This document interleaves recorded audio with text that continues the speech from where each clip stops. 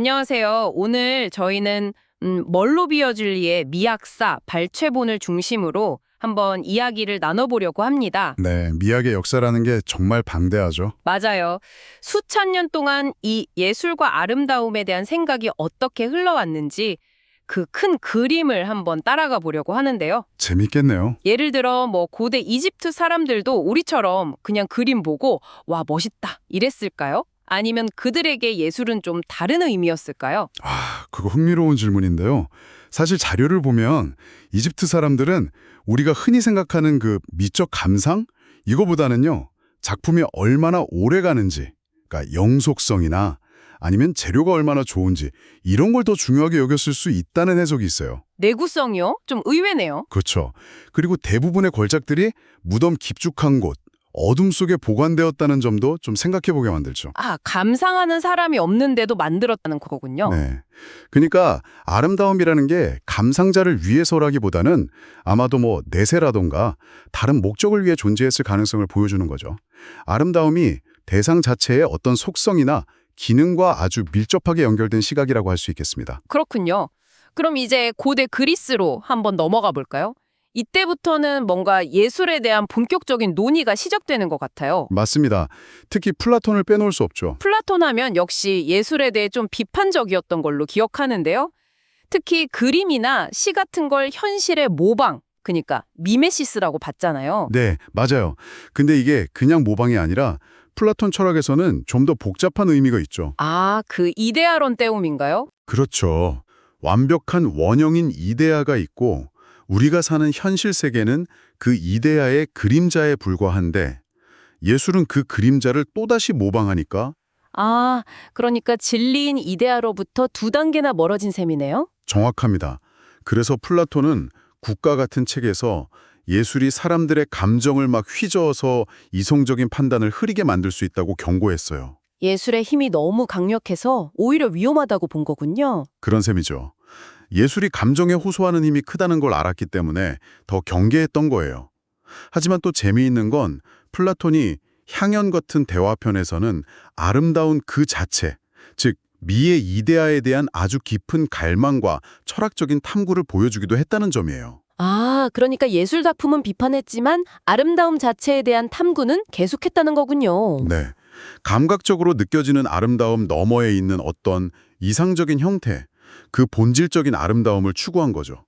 그건 또 굉장히 중요한 지점입니다. 그럼 플라톤의 제자인 아리스토텔레스는 어땠나요? 스승과는 좀 다른 입장이었다고 들었는데요. 네, 완전히 다른 길을 갔다고 할 수 있죠.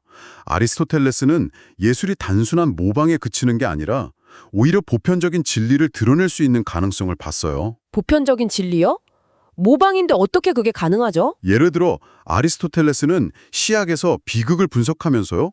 비극이 관객에게 연민과 공포 같은 감정을 불러일으키잖아요. 네, 그렇죠. 그걸 통해서 감정을 해소하고 정화시키는 카타르시스를 경험하게 한다고 봤어요. 이게 그냥 감정을 쏟아내는 게 아니라 그 과정을 통해 우리가 감정적으로 성숙해지고 영혼이 정화된다는 거죠. 카타르시스. 들어본 것 같아요. 예술의 긍정적인 기능이네요. 맞습니다. 그리고 또 중요한 게 잘 만들어진 플롯, 그러니까 개연성 있는 이야기를 통해서 우리는 인간 본성이나 삶의 보편적인 진실 같은 것들을 배울 수 있다고 봤어요. 예술이 지적인 가치도 가지고 있다는 걸 인정한 거죠. 이건 플라톤과는 확실히 다른 아주 중요한 전환점이었어요. 그렇군요. 비극을 통해 배우고 성장할 수 있다. 네. 그리고 또 빼놓을 수 없는 게 피타고라스 합파인데요. 이들은 음악에서 수학적인 비율을 발견하고 그게 우주의 질서나 영혼의 조화와 연결되어 있다고 생각했어요. 아름다움이 어떤 객관적인 질서, 수적인 비례에 있다는 믿음을 보여주는 거죠. 수학적인 아름다움, 그것도 일리가 있네요. 자, 그럼 그리스 철학자들이 이렇게 아름다움의 본질이나 예술의 기능에 대해 깊이 고민했다면 시간이 꽤 흘러서 18세기 계몽주의 시대에는 또 어떤 변화가 있었을까요? 이때는 정말 큰 변화가 일어납니다. 미적인 판단의 기준이랄까요? 그 무게중심이 객관적인 규칙에서 주관적인 취향으로 크게 이동하기 시작해요. 취향이요? 개인의 느낌이 중요해졌다는 건가요? 네, 데이비드 휴움 같은 철학자가 대표적이죠. 휴움은 미적 판단이라는 게 기본적으로는 개인의 경험이나 감정에 기반한다고 봤어요. 그럼 완전 주관적인 게 되는 건가요? 꼭 그렇지만은 않아요. 휴움은 그러면서도 자격 있는 비평가라는 개념을 제시했거든요. 자격 있는 비평가요? 어떤 사람들을 말하는 거죠? 그러니까 섬세한 감각을 가지고 있고 또 경험이 풍부한 그런 감식가들을 말하는 거죠. 이런 사람들의 합의를 통해서 어느 정도 보편적인 기준을 찾을 수 있다고 본 거예요. 주관적인 느낌에서 출발하긴 하지만 훈련되고 경험 많은 사람들의 판단에 무게를 둔 거죠. 아하, 주관성과 보편성 사이에서 균형을 찾으려고 했군요. 그 둘 사이의 어떤 상호작용 속에서 발견된다는 시각이라고 할 수 있겠네요. 흥미롭네요. 그런데 여기서 칸트가 또 아주 독특한 주장을 했다면서요? 아, 칸트. 정말 중요하죠. 칸트는 미학사에서 빼놓을 수 없는 인물입니다. 칸트는 미적 판단의 특징으로 무관심성이라는 걸 강조했다고 들었어요. 이게 무슨 뜻인가요? 네, 무관심성, disinterestedness. 이게 뭐냐면요. 우리가 어떤 대상을 보고 아름답다라고 판단할 때 그 대상이 나에게 어떤 이익을 주는지, 예를 들어 저 꽃을 팔면 돈을 벌 수 있다거나 저 그림이 어떤 실용적인 목적에 쓰일 수 있다거나 하는 그런 이해관계를 완전히 배제하고 판단한다는 거예요. 아, 그냥 그 자체로 좋다는 느낌이군요. 어떤 쓸모나 이익과 상관없이. 바로 그거죠. 순수하게 그 대상의 형태나 색깔, 구성 같은 것을 관조하면서 만족감을 느끼는 상태. 이게 바로 미적 판단의 핵심 특징이라는 거예요. 그렇군요. 이해관계를 떠난 순수한 만족감. 그리고 칸트는 바로 이 무관심성 때문에 미적 판단이 보편성을 가질 수 있다고 생각했어요. 보편성이요. 어떻게 그게 연결되죠? 내가 아무런 사심 없이 어떤 개인적인 욕구나 이해관계 없이 순수하게 아름답다고 느꼈다면 다른 모든 사람들도 똑같이 느껴야만 한다고 요구할 수 있다는 거죠. 왜냐하면 그 판단의 근거가 개인적인 조건에 있는 게 아니라 모든 인간이 공유하는 어떤 인식 능력에 기반한다고 봤기 때문이에요. 와, 이건 정말 대단한 생각인데요. 내 주관적인 느낌이 보편적인 요구가 될 수 있다니. 그렇죠. 그리고 또 하나 중요한 개념이 목적 없는 한목적성이라는 거예요. 목적 없는 한목적성? 좀 어렵네요. 네, 조금 복잡하게 들릴 수 있는데 예를 들어 잘 만들어진 눈의 결정체나 어떤 예술 작품을 볼 때 그게 어떤 특정한 사용 목적을 가지고 만들어진 건 아니잖아요. 네, 그렇죠. 그런데도 마치 어떤 완벽한 목적을 가지고 아주 정교하게 설계된 것처럼 각 부분들이 조화롭게 구성되어 있는 것을 볼 때 우리는 거기서 미적인 쾌감을 느낀다는 거예요. 특별한 목적은 없지만 마치 목적을 가진 것처럼 완벽하게 조화를 이룬 상태. 이걸 목적 없는 한목적성이라고 불렀어요. 아, 그러니까 딱히 쓸모는 없는데도 그 자체로 완벽하게 느껴지는 조화로움 같은 거군요. 맞습니다. 칸트의 이런 생각들은 미적 경험이라는 게 얼마나 독특한 인간 활동인지를 설명하는 아주 중요한 열쇠가 되었어요. 주관적인 경험이지만 동시에 보편적인 인간 인식 구조에 뿌리를 두고 있다는 아주 독창적인 설명이죠. 칸트 이야기가 정말 깊이가 있네요.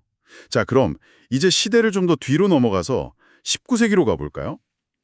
이 시기에는 예술의 존재 이유 자체를 두고 아주 격렬한 논쟁이 벌어졌다고 하던데요. 네, 맞습니다. 19세기는 정말 예술의 목적과 역할에 대한 다양한 주장들이 충돌했던 시기였죠. 한편에서는 예술을 위한 예술, 즉 예술 지상주의가 강력하게 대두됩니다. 예술을 위한 예술이요? 그게 정확히 어떤 의미인가요? 말 그대로예요. 예술은 도덕적인 교훈을 주거나 사회적인 메시지를 전달하거나 다른 어떤 외부적인 목적을 위해서 존재하는 게 아니라 오로지 그 자체의 아름다움을 추구하기 위해서 존재해야 한다는 거죠. 아, 예술의 자율성을 극단적으로 강조하는 거네요. 아름다움은 다른 어떤 것에도 종속되지 않는 최고의 가치라고 본 거죠. 아름다움이 예술 작품 안에 완전히 내재되어 있다는 생각입니다. 상당히 매력적인 주장이긴 한데 뭔가 좀 현실과 동떨어진 느낌도 드네요. 네, 그런 비판도 당연히 있었죠. 그래서 완전히 반대되는 아주 강력한 목소리가 등장합니다. 바로 러시아의 대문호 톨스토이입니다. 아, 톨스토이는 어떤 주장을 했나요? 톨스토이는 예술이 그렇게 소수의 엘리트들이나 향유하는 고상한 어떤 것이 아니라 모든 사람이 이해하고 공감할 수 있는 보편적인 감정을 전달하고 더 나아가서 사람들을 하나로 묶어주는 역할을 해야 한다고 봤어요. 와, 예술을 위한 예술과는 정말 정반대네요. 완전히 반대죠. 톨스토이는 예술이란 무엇인가라는 책에서 자신의 생각을 아주 명확하게 밝혔는데요. 그는 예술의 가치를 판단하는 기준으로 두 가지를 제시했어요. 어떤 기준들이었죠? 첫째는 예술가가 자신이 경험한 진실한 감정을 얼마나 효과적으로 다른 사람에게 감염시키는가, 즉 얼마나 강력하게 공감을 불러일으키는가 하는 점이고요. 감염이요? 표현이 강렬하네요. 네, 그리고 둘째는 그 전달되는 감정이 인류 보편의 종교적 인식, 그러니까 톨스토이가 생각하는 최고의 가치인 사랑이나 형제애 같은 선한 감정과 얼마나 일치하는가 하는 점이었어요. 아, 그러니까 예술이 도덕적으로 선한 영향력을 가져야 한다고 본 거군요. 그렇습니다. 예술의 사회적인 책임과 영향력을 그야말로 극한까지 강조한 관청이라고 할 수 있어요. 아름다움이라는 것은 단순히 형식적인 것에 있는 게 아니라 예술이 전달하는 메시지의 내용과 그것이 사회에 미치는 긍정적인 효과에 있다는 거죠. 예술지상주의와 예술의 사회적 역할론, 정말 극과 극의 대립이네요. 네, 19세기는 이렇게 예술의 본질과 목적을 둘러싼 치열한 논쟁으로 가득했던 시대였습니다. 와, 정말 숨가쁘게 미학의 역사를 가로질러 온 것 같습니다. 고대 그리스의 철학적인 사유에서 시작해서 계몽주의 시대의 취향 논쟁, 그리고 19세기 예술의 사회적 역할에 대한 이런 격렬한 대립까지 정말 다양한 관점들을 살펴봤네요. 그렇죠. 이처럼 예술과 아름다움을 이해하려는 인간의 노력은 시대와 문화에 따라서 정말 끊임없이 변화하고 또 발전해 왔습니다. 오늘 우리가 나눈 이야기들은 그 길고 방대한 여정 속에서 몇몇 중요한 이정표들을 짚어본 셈이죠. 네, 맞아요. 아름다움이 과연 객관적인 질서 속에 있는 건지, 아니면 우리 마음속 주관적인 감정에 달린 건지, 혹은 예술가의 표현의 의도나 그 작품이 던지는 사회적 메시지에 있는 건지, 정말 답을 찾기 어려운 질문인 것 같아요. 네, 어쩌면 정답은 하나가 아닐 수도 있겠죠. 시대마다 또 사람마다 주류하게 생각하는 가치가 달랐으니까요. 자, 이제 저희의 이 깊은 탐구를 마무리하면서 여러분께 질문을 하나 던져보고 싶습니다. 여러분에게 아름다움이란 무엇인가요? 혹은 여러분은 어떤 것을 진정한 예술이라고 생각하시나요? 오늘 저희가 함께 살펴본 플라톤부터 톨스토이까지의 다양한 생각들이 혹시 여러분 자신의 미적 경험이나 예술에 대한 판단을 돌아보는데 어떤 작은 실마리라도 제공할 수 있다면 좋겠습니다. 네, 잠시 시간을 내어 한번 생각해 보시는 건 어떨까요? 오늘 이야기는 여기서 마무리하겠습니다. 감사합니다. 감사합니다.